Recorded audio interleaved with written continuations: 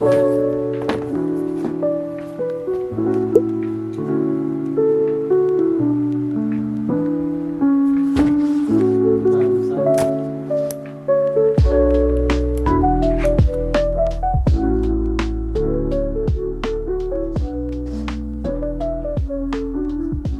aí pessoal, como vocês estão? Eu sei que vocês estavam esperando a continuação da série, porém a gente tem que falar sobre isso. Não leia a Bíblia. Não leia a Bíblia da forma errada. Não leia sem considerar tudo que ela é. Às vezes, até conosco mesmo, nós que servimos a Cristo, não consideramos a palavra no nível de consideração que ela merece. Muitas vezes nós mesmos deixamos ela à parte nas nossas vidas. Primeiro, da própria leitura, do próprio se entregar à leitura e à meditação da própria palavra. O Senhor nos deixou as Escrituras para que a gente lesse as Escrituras. Mas normalmente, quando a gente está num grupo de pessoas, até num grupo grande de pessoas, e se a gente perguntar: quem aqui já leu a Bíblia inteira? Poucas pessoas vão levantar a mão. Se a gente perguntar quantas pessoas leram a Bíblia inteira mais de uma vez, esse número vai reduzir ainda mais. Para pensar um pouco.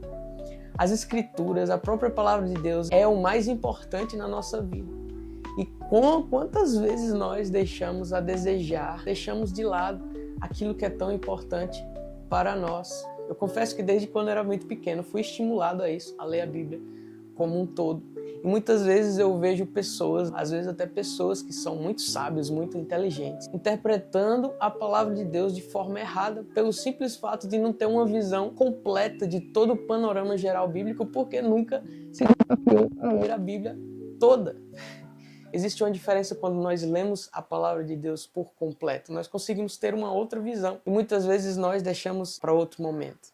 Não leia a Bíblia de forma corrida e se esquecendo que ela deve ter a primazia no seu tempo diário. Muitas vezes a gente está trabalhando, a gente está estudando, nós estamos colocando tantas coisas como prioridade na nossa vida, mas se esquecemos da palavra de Deus, de permitir que a palavra de Deus ocupe um lugar na nossa prática diária. Esquecemos daquilo que é o nosso alimento diário, como nós devemos também dedicar um tempo para estudar. O Senhor Jesus disse: aquele que edifica sua casa sobre areia, virá a chuva forte, virá o vento forte, dará contra aquela casa, porque está edificado sobre areia, aquela casa vai cair. Em contrapartida, ele também disse que aquele que edifica sua casa sobre a rocha, vai vir as tentações, vai vir o vento forte, vai vir a chuva forte, vai dar contra aquela casa, porém ela não cairá, porque ela está edificada sobre a rocha. E ele disse essa palavra comparando duas pessoas. Primeiro, a pessoa que ouve a sua palavra e não pratica. E a pessoa que ouve a sua palavra e pratica. Então, muitas vezes, sim, nós até temos, de alguma forma, um momento com a palavra, porém não permitimos que isso nos acompanhe no decorrer da nossa vida. E isso acontece porque realmente a palavra de Deus não está ocupando um lugar considerável em nosso coração. Eu não sei você, mas quantas vezes eu me pego se esquecendo daquilo que eu li, se esquecendo dos pequenos mandamentos, às vezes no contexto diário, às vezes nos relacionamentos com as pessoas, às vezes surgiu um problemão, surgiu uma dificuldade ou uma desavença com alguém, e às vezes se esquecemos do básico que nós lemos. Ou às vezes nós sabemos muito, mas não permitimos que ela transforme a nossa vida de maneira prática. Isso às vezes vem pelo incômodo, sim, de que quando nós colocamos a nossa vida diante da palavra, nós temos que nos permitir ser confrontados, ser tocados por a palavra de Deus. E ela é a ferramenta para transformar a nossa vida e para que nós possamos só conhecer a Deus e ser transformados pela vida de Deus em nós. Mas muitas vezes nós usamos essa ferramenta de forma errada ou nem a usamos. Quantas vezes nós não damos a devida importância à palavra quanto nós deveríamos dar desde as eras mais primitivas da igreja? Os irmãos vêm conservando essa palavra e o próprio Espírito Santo, por meio da sua obra, vem conservando a sua palavra no decorrer das eras, dos séculos e trouxe até nós. Quantas pessoas perderam as suas vidas para que essa palavra chegasse às nossas mãos? Em alguns lugares nesse mundo ainda, a palavra de Deus não é permitida. Em alguns lugares nesse mundo não tem acesso às Escrituras tão facilmente quanto nós. Mas a nossa Bíblia normalmente está nas nossas estantes, não no nosso coração. Nós perdemos o senso e o sentido de por que temos esse livro tão especial. Nos dias que nós vivemos, na geração que nós vivemos, nós temos visto a palavra de Deus ser amplamente banalizada. temos visto a palavra de Deus ser amplamente negligenciada.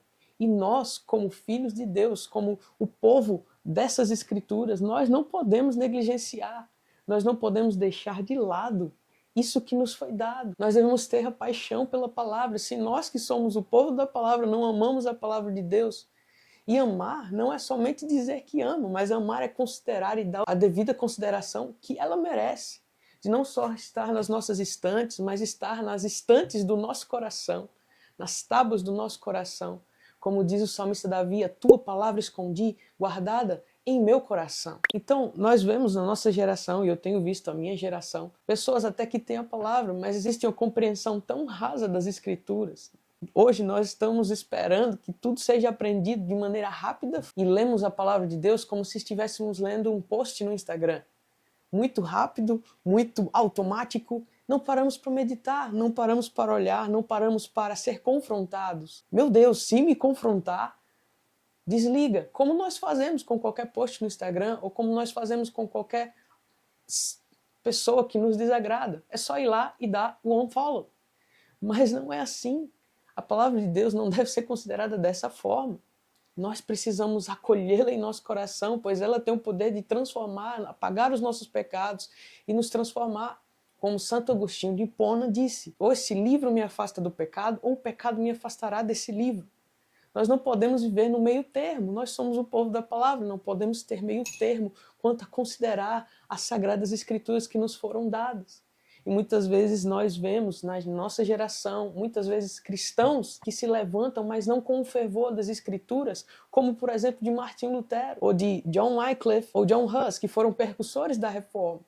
E eles lutaram e deram as suas vidas pela verdade. Pelo que você tem lutado? Pelo que você tem vivido só por um acaso somente? Nós não podemos viver por acaso. Devemos tomar a palavra e entender o propósito pelo qual nos foi dada. Nós somos os percussores dessa mensagem. Não podemos deixar que essa palavra pare em nós.